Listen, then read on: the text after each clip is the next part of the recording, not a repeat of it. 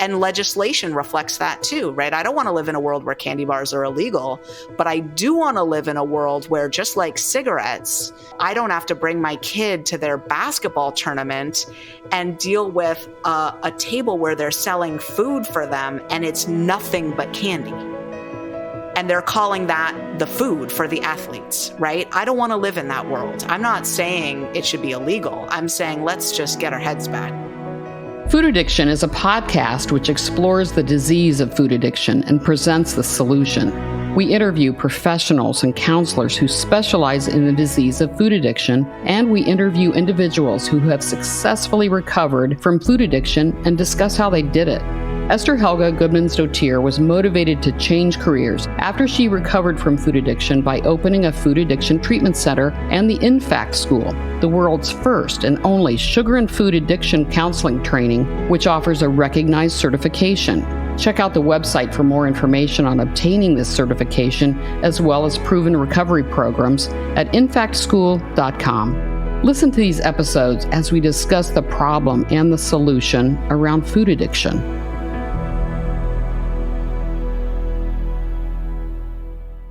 I'm Susan Branscombe. I am a recovered food addict and the host of this podcast. I'm very excited today about our guest, Susan Peirce Thompson. Welcome, Susan. Hi, so great to be here with you. Oh, I can't wait to get into your work and your books. Dr. Susan Peirce Thompson is founder and CEO of Bright Line Eating. She's a New York Times bestselling author. She's professor of brain and cognitive sciences. She's written 3 books. I've read 2 of them. I'm going to give the names. One comes out in October when this podcast airs. And the 2 I have read are Bright Line Eating, The Science of Living Happy, Thin, and Free, and her newest book, Rezoom, The Powerful Reframe to End the Crash and Burn Cycle of Food Addiction. And then coming out in October is On This Bright Day, a year of reflections for lasting food freedom. So we're going to talk about your background, your struggle with addiction, your work, and the books, and the Bright Line Eating approach. So let's start by talking about your books. They're very successful, 100,000 copies. You had a lot of reviews, over 7,000, New York Times bestseller list. And the Bright Line Eating movement started in 2014 and has grown tremendously. Talk about your books. Yeah. Well, the impetus for all this was to write a book. That's what I heard in my morning meditation, was write a book called Bright Line Eating. And that was in January of 2014. So that first book, Bright Line Eating, in my soul is kind of the point of everything I've done with Bright Line Eating. I feel very proud of that book. It's been translated into a gajillion languages now, and I don't know how many hundreds of thousands of copies it's sold, but lots. There was another book right after that also hit the New York Times list. It's the official Bright Line Eating cookbook. The cookbook, yes, that's right. And there's bogus Bright Line Eating cookbooks that pop up on Amazon all the time. So if it doesn't say the official Bright Line Eating cookbook, don't get it. It's probably got sugar and flour all over it. And then the book Rezoom is about relapse. It's about why we relapse. It's about how to inoculate yourself against relapse, what to do when you relapse. And it's really also about kind of recovery 2.0, a more nuanced, deeper take on food addiction recovery.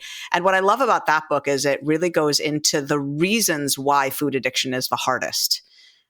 It is the hardest. And, I come from a background of drug and alcohol and all kinds of addictions that people think of as being whopper addictions, like crack cocaine, for example. Right. But food is harder. Yeah. Food is harder. And I go into the science of why. I also go deeper into the science of food addiction and why there's still controversy about food addiction, which is so silly that there is. But I go into the history of it. There's actually a really good and concrete reason for that controversy. Yeah. So, and then I'm really excited about On This Bright Day. It's a daily meditation reader, and it's the only daily meditation reader for recovering food addicts that's not 12-step based. So it really fills a gap in the, in what's available literature-wise. It's more scientifically grounded. It's very inspirational and aspirational, motivational, But yeah, so I'm excited about that book too. Well, I will be buying it as soon as it comes out. I think I'm going to get on the list now to buy it. But we're going to talk about the things you mentioned, the addiction journey, the science around food addiction, and some of the things being done. We know that we have an obesity epidemic in our country, and it's getting worse. I've hosted Dr. Robert Lustig, who I know you know, on the podcast. And one thing I've learned from him is it's not about getting the right pill from your doctor. It's not about exercising more. It really all is related to nutrition and how we're eating or not eating what our bodies need. Talk about that. Yeah, I would say it's really about our brains being hijacked, because there's some things we can eat today that will make us eat more tomorrow. Or even in 2 hours. Yeah. And so that's really the issue, is the modern food environment, including the processing of the foods that's so ubiquitous now, and what it does to our brain and blood chemistry, changes the brain in such a way that we never, ever feel full. It's insatiable hunger. And then we have these powerful cravings. And as our set point for weight keeps climbing and climbing and climbing, the brain doesn't like to set it back down again. So then when you lose weight, the brain just forces you right back up the scale. So it's really unfortunate that our propensity to have brains that seek out calories, at all costs, because of course that's what kept us alive, thousands of years ago, have now turned against us in this modern food environment, and our brains are hijacked. It's a real thing. We're going to talk about the food industry and the grocery stores and really, what all is going on. But let's talk about your addiction background. You talk about being an addict. You struggled with drug and alcohol addiction, crystal meth, crack, cigarettes. You were a low bottom addict, as we say, and you were at one time homeless. And you got sober, I understand, recently. You celebrated a 29-year anniversary, August 9th, 1994. And you did what I did, what a lot of us do when we get sober. We use another addiction to cope with life. And for me, that was food. For you, that was food. And so talk about your addiction background. After you got clean and sober, you enrolled in UC Berkeley, graduated summa cum laude, 4.0 in cognitive science. You may be the only PhD that I know was a low bottom addict. But talk about your and a high school dropout, like the only PhD without a high school diploma. Just skip that part. No one asks you if you graduated from high school when you have a PhD. You basically covered it. I mean, I started using drugs when I was 14, and I loved them, and I had a blast. And then it got ugly. It got really ugly. I hesitate to say I was homeless, and I've never used that word. What I say is true, though. There was a stretch of time where I didn't have a key to a place that I lived, and so I was sleeping here and there, I was a prostitute at that time. So I was sleeping, in other people's places, basically. I mean,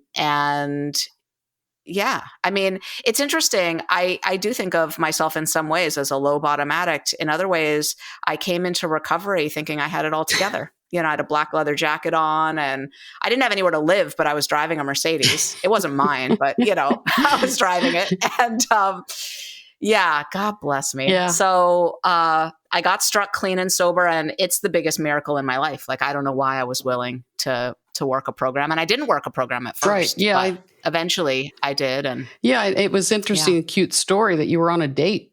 And the guy took you to a meeting. This guy took me to a meeting on a first date. After we're not going for a drink, we're going here. Yeah. He was a sex addict, which is why he picked me up at a gas station at 3 a.m, gave me his number because he could tell I was a call girl with the pager on my hip and the little mini skirt. And it's just, this meeting was where he wanted to be. Tuesday downtown was the hopping place. Yeah. And so he just took me there because he was so self-centered. He'd never worked the steps. Yeah. He was so self-centered. Yeah. So my life turned then. And then I just turned to food and whacked on so much weight so fast. And my food recovery started just maybe a year after my drug and alcohol recovery started. But food recovery didn't take right away for me because I didn't find any meetings where people were saying exactly what to do with the food. they were just saying, figure out your own plan of abstinence. And of course, I kept eating sugar. Yeah, you and I have worked various 12-step programs. I worked one for a while, and I had the same experience, whereas it didn't have the accountability and structure I needed. But I worked it. I knew that I was carrying extra weight and I was using food addictively the way I did alcohol, but it didn't give me what I needed. And I found it in 12-step recovery. And you worked 12-step recovery for 8 years, as I understand it, in food addiction, right? Yeah, longer, way longer, actually. And and bounced in and out. And I think there are about 8 12-step food programs now with significant membership, and they really vary a lot. Some of them are very compassionate and loving and accepting without enough, in my opinion, guidance around what to do with the food. And others are very exacting and prescriptive about what to do with the food in ways that I think is often really helpful and sometimes not helpful, sometimes really not scientific. And so I will say I am a lifelong fan of the 12 steps. I still work them. I'm on step 4. And 12-step programs forever. And I think food 12-step programs, unlike drug and alcohol 12-step programs, with food, it matters so much that you have a good fit with the sponsor you get and the sort of flavor of the recovery that, and that you're willing to surrender. Right. Food is the hardest. Yeah, it is the hardest. It was the hardest for me of my addictions, harder than alcohol, and it was pretty tough. But I think one of your stories is one of the most interesting and pretty instructive and illustrative about the disease of food addiction. That's when you went to Australia. You accepted a 2-year postdoctoral research teaching fellowship in the psychology department of University of New South Wales in Sydney, Australia. And you and your husband moved there. And you went from a size 4. You'd been in recovery, you'd lost, were a size 4. And then in a short amount of time, you went to size 24. So you were gaining weight like crazy when you went there. Talk about that time. Yeah. Well, I relapsed. I had an undiagnosed at that time Hashimoto's hypothyroid condition. So I got more and more obsessed with food. I was not well, and I was trying to hold on to my abstinence and I just couldn't. And so when I relapsed hard, and I binged and purged, gave up the purging because it was causing too much acid reflux in the back of my throat. And but I kept eating with a vengeance. I was getting abstinent like every few days. So in those 3 months that I went from a size 4 to a size 24, I wasn't even eating addictively every day. I was eating addictively, punctuated with getting abstinent for a day or 2, 3 or 6. I went through 9 sponsors in 3 months. And it was the most painful time of my whole life, for sure. I could not stay stopped. Like the Big Book of Alcoholics Anonymous talks about, there's stopping and then there's staying stopped. Yeah. And they're both signs of being an addict. Yeah. If when you honestly want to, you can't stop altogether, or when you stop, you have difficulty staying stopped. Right. And that was my issue. And I was working every tool to the max, and I was completely defeated and surrendered. And I couldn't figure out why I still couldn't stay stopped. It was heartbreaking. Yeah, it's like we learn in 12-step recovery, try some controlled drinking. If you think you're not an alcoholic, if you think you're not a food addict, try to eat just one cookie or one M&M. That is the most basic way to figure it out. But I think what struck me about Australia is something that happens to me, and that is, if I completely change everything in my life and I go to someplace else, that I have to really respect the transition and how these big changes can cause us to look for ways to cope with the changes without fully understanding how big the changes are. Does that make sense? Yeah, I think there might have been some of that in the mix. There was definitely a sense of isolation there, although I started the 12-step food fellowship that I was in when I got to Sydney. And by the time I relapsed, there was quite a fellowship around me already. I was working my program really hard. For me at that time, I think it was more the biological stuff. The Hashimoto's, the way my body was just out of whack. Right. But then after I fell into the food, I got pretty darn isolated. It was hard.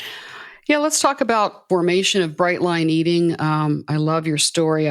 Some of my best ideas around what I should do next come from meditation, and that's how this came to you in 2014. And I'll have a quote from your book. You said, "I'm here to get you into a right-sized body and to give you back full authorship of your own destiny when it comes to the food you put in your mouth." And talk about the idea that you had and what the motivation is here. And it seems, it's clear that you're passionate about it. Yeah. So at the time, I was a psychology professor. I was tenured. I was teaching psychology classes. I was doing some research. And one of my favorite classes to teach was the psychology of eating. And I would teach a unit on the neuroscience of food addiction. So I was teaching this to my students. And I was involved in the 12-step food addiction program and sponsoring a gajillion people and, probably doing 30 hours a week of service work in that organization. And I was reading a book called Willpower by Roy Baumeister. And at the end of that book, toward the end, there's a chapter where he's talking about Eric Clapton's sobriety. And he talks about how bright lines are so helpful in issues of willpower and temptation. And then he made this comment in the book, Roy Baumeister. If you don't know, Roy Baumeister is one of the most preeminent psychologists in the world. Like one of these guys who's published a gajillion articles, written dozens and dozens and dozens of books, cited up the wall. And he said, bright lines are great for lots of issues of temptation and willpower, but they won't help in all situations. A dieter cannot stop eating all food. And I almost chucked the book across the living room when I read that. And I think I said out loud, Roy, fumble. And it dawned on me at that moment that I knew things as a scientist, as a psychologist, about food addiction, weight struggles, and what it was all about that needed to get out, that there was that much ignorance about this whole issue. And it was shortly thereafter, I was in my morning meditation and, the universe, God, my higher power, ancestors, angels, I don't know, whatever it was, said loud as can be, clear as can be, like a mandate, write a book called Bright Line Eating. And I'd never heard those words before, but because I just read that paragraph in that book, I knew what they meant. And it came with a force and it came with the motivation to follow it through. I got a book called How to Write a Book Proposal at Barnes & Noble the next day. And I started reading it. And then it said, if you're a first-time author, I'll just be frank, publishing houses don't want to market your book. So you'd better have a platform in advance. You need a following. Right. You won't get an agent or a publisher without it. And so now I'm Googling, what is a platform? I didn't even know what that was. I mean, you got to picture this. At the time, I'm teaching 5 college classes every semester. I've got 3 kids. They're age 6, 6, and 2. And I'm doing 30 hours a week of service in a 12-step program. I'm getting up at 5 a.m. every day and collapsing in bed, hopefully at 9 p.m., but realistically 10 or 11 p.m. and doing it all over again. And so when I read about a platform, there were all these options of like, go on a speaking circuit, whatever. And one of them was have an email list. And I thought, well, I could do that. I could write one email a week that would be good, that would teach. So my aim was to teach people about the psychology and neuroscience of sustainable weight loss and teach them how addiction was a part of it. So it was really about helping people get their weight off. I mean, I wasn't looking to recreate anything that already existed in 12-step world. That was already there. But over the years, I'd been in successful 12-step recovery at that point for probably 11 years. And almost nobody that I knew had gotten into 12-step food recovery from watching me do it. Like lots of people had gone to a meeting or two, but almost no. And frankly, the rigor that existed in the program I was working chased people away. Yeah. And so I was looking to just educate the world on what the obesity pandemic was about. And that's how Bright Line Eating was born. Yeah. And in your book, you say you start doubting, you were doubting that a 12-step food recovery program was a solution for the masses. And I think that's what you're saying here. And yeah, I think a lot of people have issues with things that aren't motivated by good reasons. Yes. And so, I'm fine with the folk wisdom of 12-step programs of like, well, my sponsor does it that way, so that's why you can't eat hummus, or my sponsor does it that way, so that's why you can't eat corn, but this other person who's in the program can, or whatever, right? But that does turn some people off. And there's a lot of people who have a lot of weight to lose who don't want to identify as food addicts. And there's a lot of people who don't want to go to meetings and whatever, right? But there is a way that the 12-step, there's plenty of people who will have issues, even though I do think 12-step programs do a good job of opening up the door for atheists and agnostics. Yeah. Let's be honest, a lot of people who are strongly in that camp are going to get itchy just hearing people talk about God all the time in meetings in the highly, Christian way that a lot of it is packaged, and so there, for lots of reasons, there's, issues with 12-step programs for some people, I agree with that. And there are provisions in 12-step recovery for agnostics, for people that don't perhaps embrace a traditional higher power or God. And so your program, does, recommend that we have, you have faith, there's a spirituality part, but it doesn't require it like 12-step recovery programs do. I just to reference myself so we can talk about as people are listening, I've worked a 12-step recovery program for 7 years. I've released 70 pounds.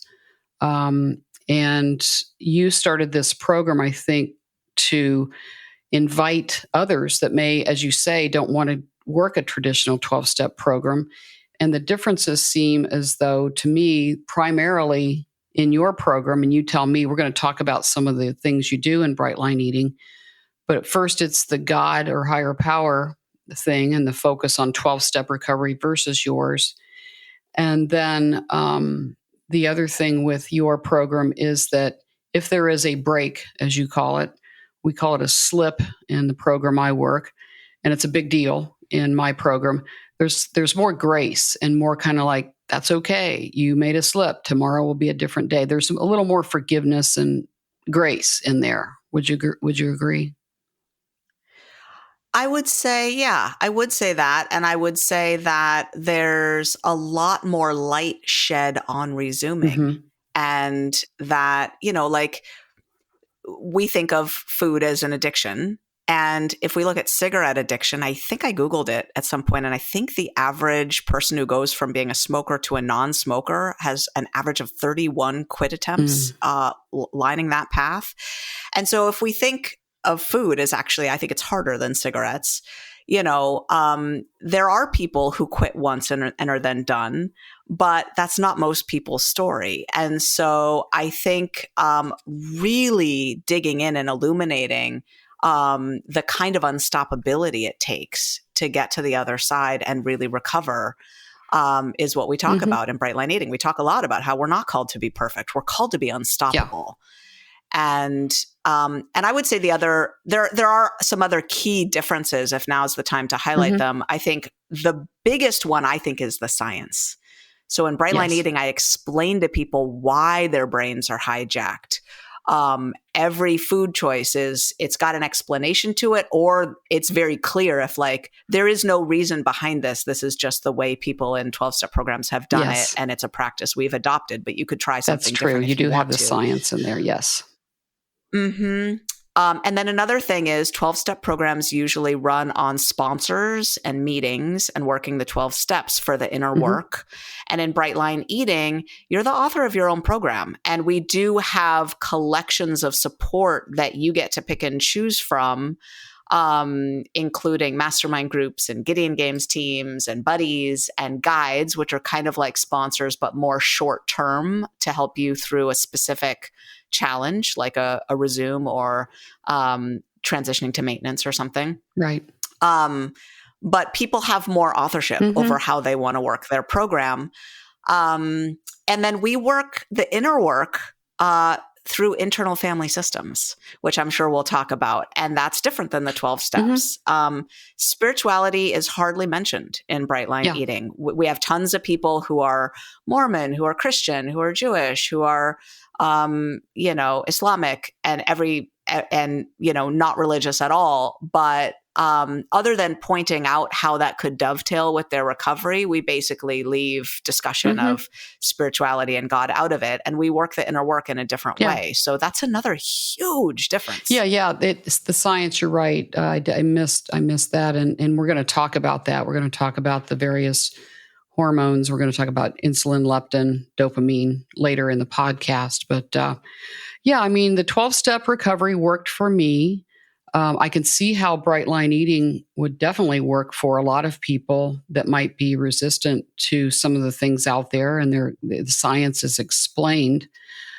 For me, and we're going to talk about the susceptibility scale and how that works. You're a 10, 1 to 10. I'm a 10.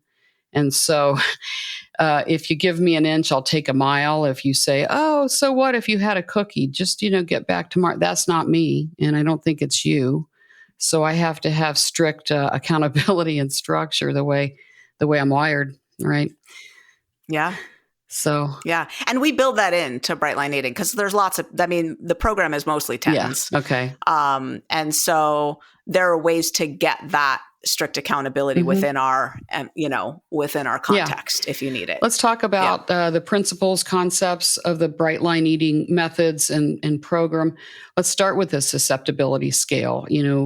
It's a quiz, and I took it honestly, and I was a 10, not surprising. So what would you say? Not all of the people that come into Bright Line Eating and are successful are 10s, right? Nope. Probably half of them are. And then we've got the other half are like lots of 7s, 8s, and 9s, and a few people who are lower on the scale than that. And I think this is a big thing, though, that I think is a contribution to the whole food addiction world, which is the understanding that food addiction is not a binary thing. You're not either a food addict or not a food addict.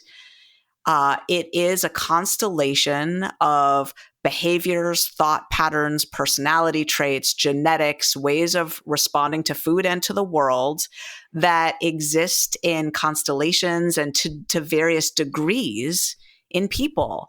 And it's not binary. And so when you go into a 12-step program, and a lot of people will say, well, are you a food addict or aren't you?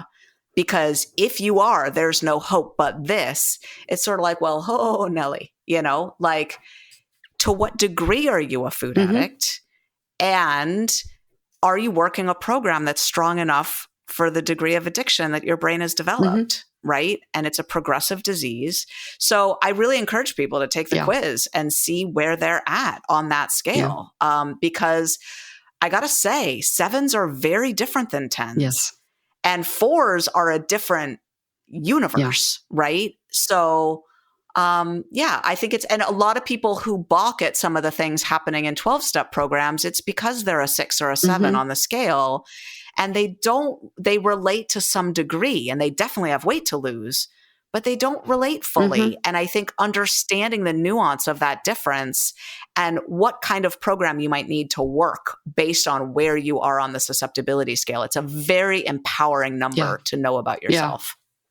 You talk about diets, and diets do not deal with the willpower gap, what you call the willpower gap. And I was good at diets. I know people that are good at diets. I had an incredible amount of willpower, but there was a limit to it. When I got back into my food addiction, and your quote says, you are not weak-willed. You are a human being with a human brain. Talk about the willpower gap.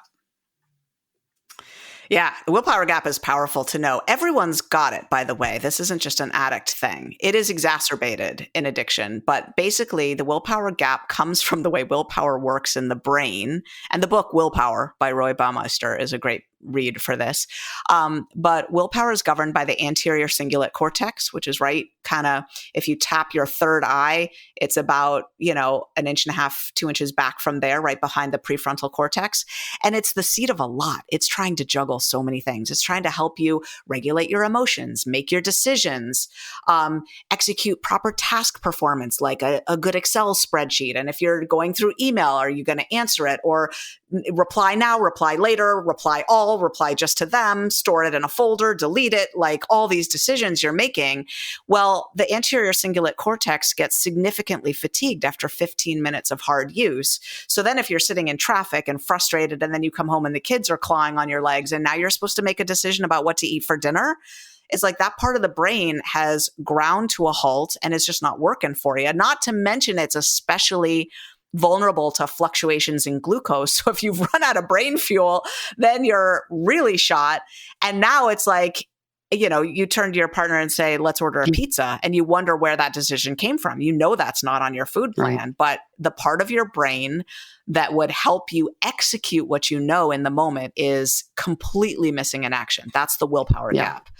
And there's no solution for it in the realm of making better choices. The only solution, and now's the time for me to say the solution? Can I say how you solve the willpower gap? So you solve it by using a whole other part of your brain to execute what you do with your food.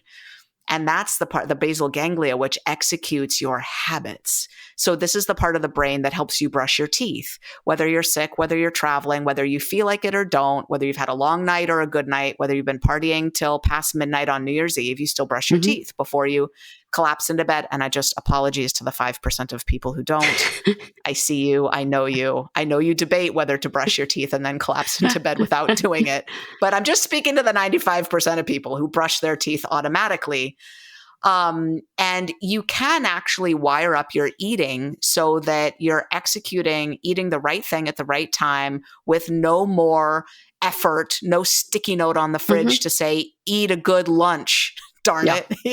You don't need that. You just need automaticity. Yeah.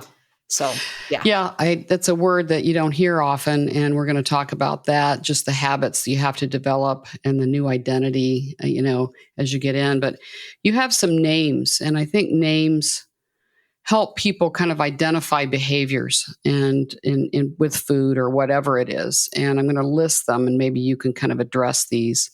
One is the Saboteur, the food indulger, the food controller, and the rebel. Those are some of them. Yep. And props to Everett Considine, who's an expert in internal family systems, who developed the system. And so the brilliant insight here that's at the base of all this is the awareness that a human being is not just a singular entity of a mind inside of a brain, inside of a skull. We're not one. We're not unified. We actually consist of a lot of parts. And it's really easy to see that from a great quote by Socrates. So Aristotle knew this. Plato knew it. Socrates knew it. The Bible talks about it. Nietzsche, Freud, Jung, on and on. Like pretty much anyone who's thought deeply about the human mind knows this is true. We are made up of a collection of parts. And Socrates said, one mind cannot both want and not want at the same time. Therefore, we must all be at least two. We're at least two of us inside of our head, right? The part that wants the cookie and the part that doesn't want us to eat the cookie. So the Saboteur is kind of a childish code language for the part of us that doesn't want us to work a program of food addiction recovery or just wants us to eat. Really, if we look closer, it's usually made up of a combination of a food indulger part, which might be a seductive rationalizer that says, oh, you could, a little won't hurt or blah, blah, blah. Or it could be an impulsive child and food indulger that just grabs something and puts it in your mouth before you even know it's happening. A rebel part is the part that bucks against any structure or the program. It usually came by its rebel ways, honestly, maybe bucking against an overly authoritarian or strict parent or figure in our childhood.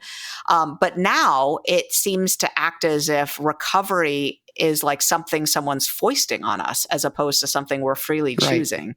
And that rebel part can be reasoned with. And if you point out to it that actually no one's making us do this, it's a choice. It can be an interesting conversation with your rebel part.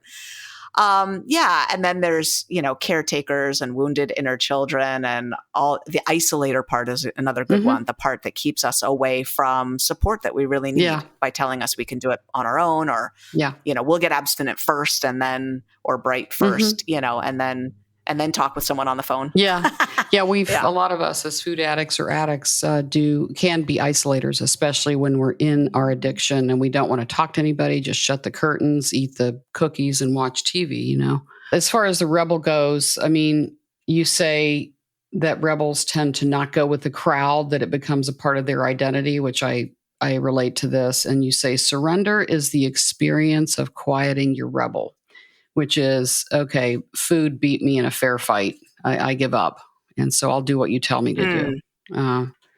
So very... And the rebel part can often be like recruited into a new fight, which is a fight against eating the like really ridiculous way that our society eats now. The whatever, whenever, in every amount possible, the ultra processed foods that the food industry is peddling.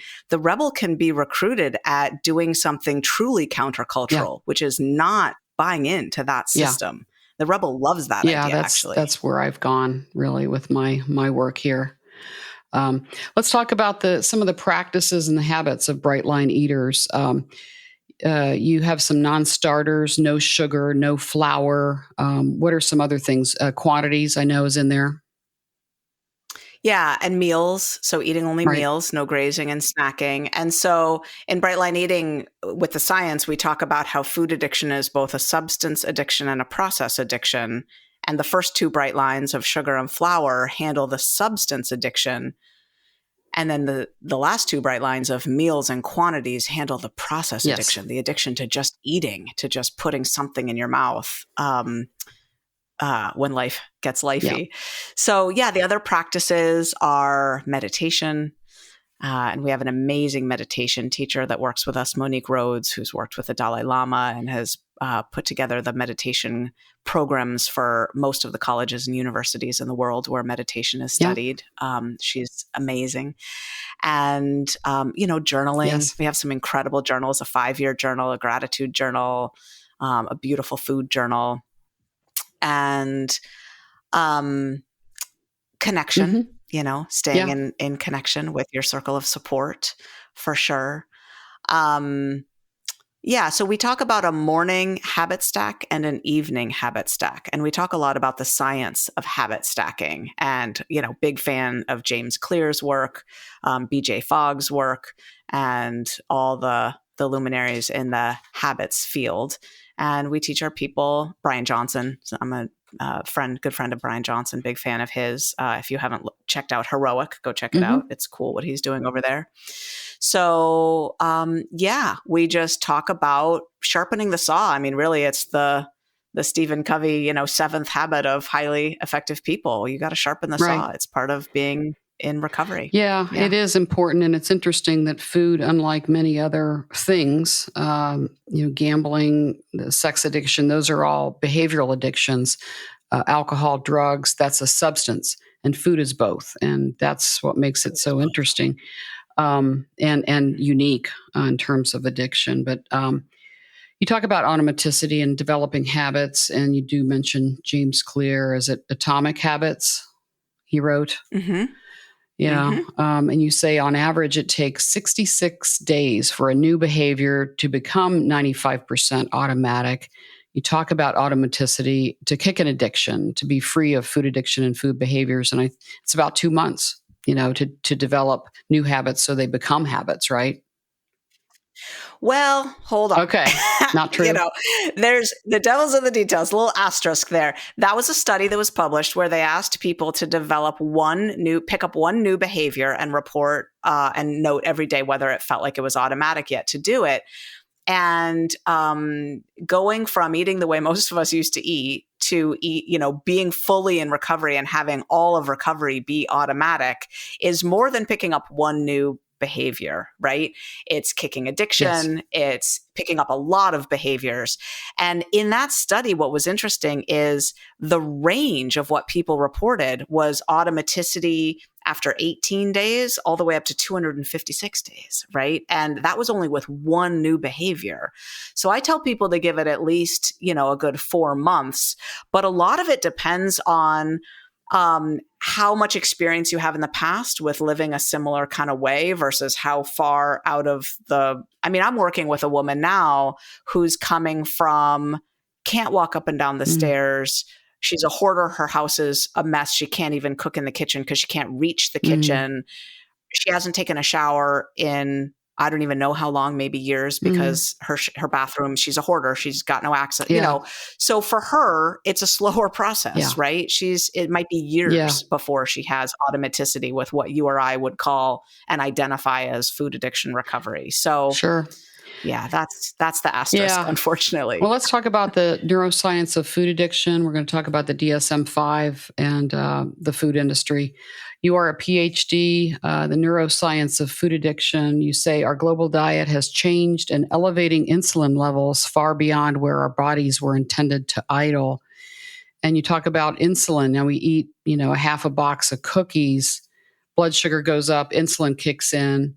And you say insulin is blocking leptin, which is the satiation hormone that's released. So, and this is the important thing here. I think is it's different than food addiction. If I understand the science here, and I'm not a scientist, is that you eat sugar, insulin levels come in. So you're eating too much sugar, and then insulin blocks leptin. So that is different than the dopamine response, which we'll talk about. That's different than addiction, right? Yes, it is. So leptin resistance is essentially the crux of obesity and weight gain. It's when your brain has lost touch with the circuitry that would keep your weight in balance. The circuitry that keeps your weight in balance is leptin. What happens is fat cells get fatter and they release more leptin. And the leptin comes back and tells the brain, hey, no need to eat so much anymore because we've got extra fat on us. We're full. Now it's time to use that fuel to go find a mate, build a hut, kill a wildebeest. So we'll have food, in next week, And if the brain can't see leptin, the fat cells get fatter, they release all this leptin, but the brain doesn't see it. Now we've got a problem. We keep getting fatter. The brain thinks we're starving. It can't see any leptin. It thinks we're emaciated. Right. That's leptin resistance. And it's not just elevated insulin that causes it. Since my first book was published, more research has been done on leptin resistance. And it turns out high triglycerides block leptin, and so does high inflammation in the hypothalamus. So it doesn't matter really, because for our purposes, basically stopping eating sugar and flour and eating abstinently or the Bright Line way will solve all of that anyway. So it's the same solution. Yeah, it does. I was a diabetic before I came in here, and I'm not now because of my diet. But the interesting part of this is you could have some 3s and 4s on the susceptibility scale that are dealing with this, that their leptin is not kicking in, right? And they're not food addicts. Is that true? Well, some of the features of food addiction would be caused by leptin resistance. So the feeling so eating more than you intended to eat, not feeling satisfied by a normal amount of food, those are all signs of leptin resistance. And so some of the aspects, feeling out of control over how much you eat once you start to eat, that's all leptin resistance. So some of that, I don't think someone with severe leptin resistance would be a 4 on the scale. Talk about dopamine in addicts and what happens in the brain with dopamine and the downregulation of dopamine. I thought that was interesting. Yeah, totally. So the addiction centers in the brain really are there as circuitry that makes sure that we get more of what's important to survive, what really matters to an organism, sex, food, those things, right? So that circuitry releases dopamine when we search and find. Both the searching and the finding release dopamine. It's not pleasure. Get that out of your head. It's not pleasure. Right. It's about more. It's about seeking, finding, wanting to do more of that. And when a big reward gets found, a big rush of dopamine gets released, and there are certain stimuli that release unnatural amounts of dopamine. Like you could not generate them in the wild. Sugar and fat, like a donut is such a thing. At any of the ultra processed foods, really. I mean, a Ritz cracker will do it. And also like pornography, right? A level of sexual stimulation that you just could not find in the wild. And so this flood of dopamine goes in, and the circuitry up there, first of all, goes, whoa. And it then remembers like what were the cues that predicted that reward. It starts to lay fiber tracks around those cues to notice them next time. And it also starts to thin out the dopamine receptors so that it doesn't have to be so overridden by that flood next time. And so if you keep going, you now thin out the dopamine receptors to the point where at baseline, if you're not eating cookies and watching pornography, you now feel restless, irritable, and discontent. Yes. You feel itchy. You feel bleak. I see it in people's eyes when I say no sugar, no flour, and they stare at me like I've just told them that I'm going to kill their dog or something, and I know that's dopamine downregulation, right? They're thinking I can't live without sugar and flour. And the good news is, give it just even 2 weeks and you'll start to feel a lot better. Even a week. Definitely. The receptors heal pretty fast. Yeah. When we first start, like the first drink you ever have before you're an alcoholic, it's kind of like, oh, that's pleasurable. I think I'll have another. But at some point you drink and you eat to feel okay, to just survive. And you say we overeat to scratch an itch in our brains. Yeah. Right. Exactly. Let's move on. Yeah. Let's move on to the food industry. 80% of the calories you say sold in a supermarket are laced with high fructose corn syrup, sugar. It tastes some kind of added sugar, or some kind of added sugar. And according to Dr. Lustig, there are 262 things that are sugars, and they're disguised and trick us and so forth. But they taste good. It makes our brains feel good. And the food industry knows this, that they feed our addiction to sugar and ultra processed foods. Talk about what's going on with the food industry. Well, what's happening is they're onto us, right? Because this is their business. They know what they're doing, and they're taking food addicts and they're putting us in fMRI scanners and feeding us this treat versus that treat and seeing the response that happens in the addictive centers in the brain. They're also showing us this commercial versus that commercial and seeing, because the cues that predict those rewards is what lights up our brain, right? Tells the brain there's a potential reward coming. You just have to go to the Quickie Mart down the way and get it, right? So they're deliberately manufacturing everything to increase addiction. And then they call us heavy users. We learned that in the movie Supersize Me. Right. They call us heavy users when we consume a lot. Yeah. So they know what they're doing. Yeah, it's our fault. But as I've said about the drug industry, it's not a supply problem. It's a demand problem. If we stop demanding it, their responsibility there on their part. But we are, as long as we demand it, it's going to be there. And so I think you have to deal with the addiction. But let's talk about the DSM-5. We've talked about that a few times with some of our professional guests like you on here. And it is about the diagnostic statistical manual and placing food addiction in as a substance use disorder into the DSM-5. And you recently attended the American Psychiatric Association conference. And there is an effort afoot, it's pretty strong, to recognize food as a substance use disorder. And, that will change the landscape. I guess my question for you, and I think it's going to be the panacea, but really, so it's passed, what's going to happen then? Oh, that's an interesting question. Well, then treatment can get funding, research can get funding because there'll be more subjects going through treatment. We're in a catch-22 right now. I don't know anyone other than me that's published a bunch of papers on treatment from food addiction, right? There's some research being done, but it's very rudimentary and it's just starting. I've published now a few things, and I'm happy to review some of those findings with you. But one of the challenges is we have a hard time getting food addiction classified as a disorder in the DSM or the ICD, which is the international version.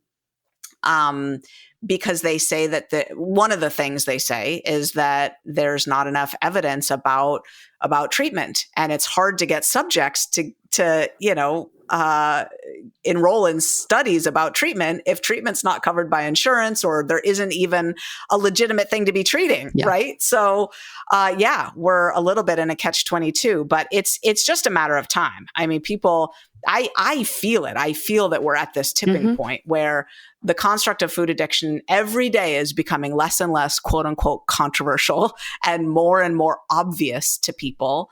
And, whether food addiction gets into the DSM now or in 10 years or in 20 years, we're in the process of a tipping point. And it's coming. And I'm very curious what happens then. I think that we will have prevailed when the average person would never bring freshly baked anything over to a neighbor who moves into the neighborhood, because they'd be thinking this person might have diabetes or they might be a food addict. I'm going to bring them a beautiful potted plant or a bouquet of flowers. When every kid's birthday party is really mindful about what they serve the kids, thinking, is this the kind of, way we want to be changing our kids' brains? When kids' menus in restaurants reflect how we want to be exposing our kids to various foods, right? And it's and legislation reflects that too, right? I don't want to live in a world where candy bars are illegal, but I do want to live in a world where, just like cigarettes, I don't have to bring my kid to their basketball tournament and deal with a table where they're selling food for them and it's nothing but candy. And they're calling that the food for the athletes, right? I don't want to live in that world. I'm not saying it should be illegal. I'm saying let's just get our heads back, right? Yeah, sugar is not a food, as we know. And I'm like you. I hope when it passes that treatment centers pop up all over, and insurance pays for it. And food labels change. And the FDA, USDA, they all require the food industry to let people know. Then it's their responsibility. It's personal responsibility. Now you know that it's hazardous and you shouldn't do it, and that's why you're overweight. So I'm hoping that's what we see. But it's something's going to happen here. There's a froth out there in the market. So let's talk about the papers you've written about the stats, the results of people that work the Bright Line Eating program. Yeah, thank you. Well, we've published a few things and the results are really heartening. So one of the things that our studies show is that within 2 months of stopping eating sugar and flour, both hunger and cravings go down pretty much linearly week after week. There's an initial spike. 1 week in, hunger and cravings are both a little higher. And then after that, they just go down steadily and linearly till 8 weeks in, there's little to no hunger or cravings anymore ever, which is remarkable. Now, that's on average. That doesn't happen to 100% of people, but that's the average in a group of thousands of people. So it's a robust finding. And what that means is the hunger going down is that leptin resistance is going away. And the cravings going down is that those dopamine receptors are replenishing. They're becoming more numerous, more responsive. And so the addiction is going away. Now, you're not cured, but you're in remission at that point, right? And another thing that happens over the course of the first 2 months from working the Bright Line Eating program is what we call psychosocial metrics of every sort start to flourish, meaning people's energy goes up. Their feeling of being loved, supported, and connected in the world goes up. Their happiness goes up. Their depression goes down. Clinically speaking, it goes down. Their days of bad mental health go down, and they start to flourish. Also, in those 2 months, people lose a huge amount of weight. But we published a study with over 4,000 people in the sample showing that people at every age lose weight equivalently, meaning a woman who's 60 or 70 years old will lose weight as fast as a woman who's 20 or 30. Really? And you might say, well, right. Well, that doesn't happen because we know it's harder to lose weight after menopause. There's a good reason for that. Estrogen facilitates the effectiveness of insulin, which is a fat storage and fat release hormone. So without estrogen, how are you creating as much weight loss? Well, it turns out that you only need your insulin to work great if you're eating ultra processed foods. If you stop eating sugar and flour, you don't need insulin to take care of the extra blood sugar you're pumping into it. You're good without that. Your food is stable. So people are losing weight as fast when they're 60 and 70 years old. So that's remarkable. And we published a study with 2-year outcomes showing that the pretty much every pound that the cohort of people lost was maintained 2 years later. And that there's no study that I'm aware of anywhere in the literature that shows that kind of longevity. We're actually embarking right now on a 5-year follow-up study, and I'll tell you in a few months what those results show. Yeah, it's fantastic. I mean, I've found this recovery and I've experienced everything you're saying. My whole life is different. And I want to get up and work it tomorrow, one day at a time. Your website is brightlineeating.com. And there's also rezoombook.com and susanpeircethompson.com, and it's PEIRCE. I'll make that clear. So as we close out here, I would ask you, what does freedom from food obsession mean to you? What is your hope for our country, our world around food obsession, food addiction? Well, what it means to me, it means a lot more to me actually now than it did even just a little while ago. I recently hit bottom with how I was eating in restaurants and I was eating sort of extra quantities, eating oilier foods, and I just hit bottom with it. And I'm now like maybe 15 months into just impeccable eating in restaurants. And I now have a freedom that's so beautiful and precious. Last night I went over to my dad's house. He just moved near me, and my mom and my dad and I haven't lived in the same town since I was 16 years old. So this is a big deal in my life. And they had Thai food and they took out takeout. And I looked at the menu carefully and told them what I wanted them to order for me. And around 3:00 in the afternoon, I just was like, why am I going to eat Thai food takeout? No. And I just called my dad. I said, don't order any food for me. I'm going to bring my own dinner. He said, okay. He knows what I do. Like, that's fine. Nobody cares. Right. And it's just not worth it. Like, my peace is just not worth anything. I don't know what's in that brown sauce. I don't want to eat it, So, my freedom is so complete right now, and it's so worth protecting. And for our society, I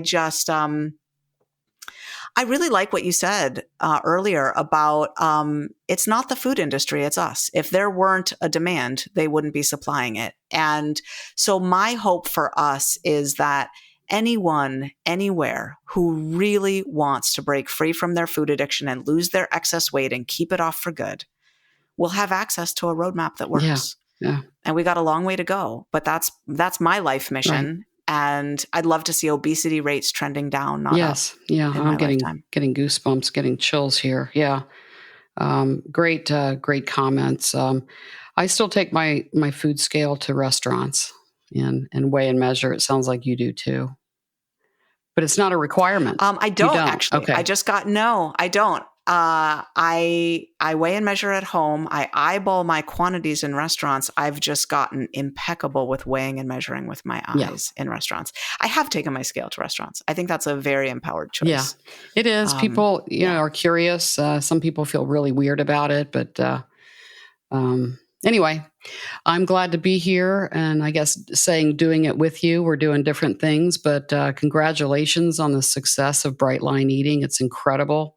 The success and the building of all of the contacts and all the people that have recovered from food addiction, all the pounds lost throughout all these countries, and congratulations on the success. I'm glad you had that little inclination, and in your meditation. And thanks for being a guest. Thanks for being a guest today. Yeah. Thanks for having me on. It's been really great. A pleasure. Thanks for all the research you did. It's rare. You're one of only 2 interviewers I've ever talked with who's done that much research. I have spent hours on you. It shows. I've spent it shows. hours on you, but this is what I do, and this is what I love to do. It's like studying for a final and reading and just preparing. I just love it. But I'll repeat your books. Bright Line Eating is one. Rezoom is another. And then in October, on this bright day, a year of reflections for lasting food freedom. I'm going to buy that. So thanks again, Susan. It's been great. Thank you so much. This is the Food Addiction Podcast. We hope you enjoyed the podcast and learned more about this disease. We hope you will rate and write a review on this podcast and share it with others. If you or someone you know is suffering from the disease of food addiction, there is a solution. The various food addiction recovery programs are available and listed on the website, theinfactschool.com. Or if you would like to know more about how to get certified in treating food addiction, the school is accepting applications now for its next training beginning in September 2023. Go to theinfactschool.com. That's INFACT school.com to learn more.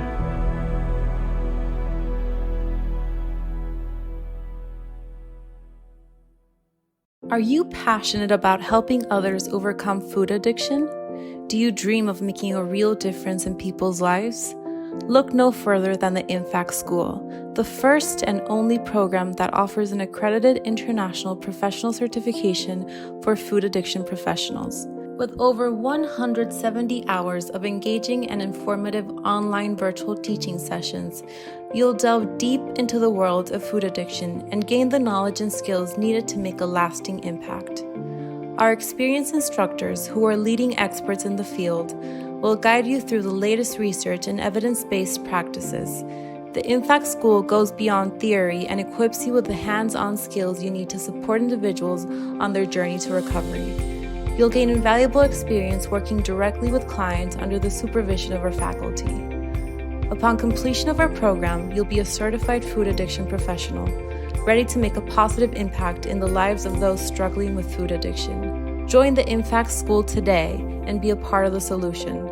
Together, let's conquer food addiction and build a healthier future for all. Visit our website at www.infactschool.com to learn more and enroll in our professional training program. The journey starts here at the InFact School.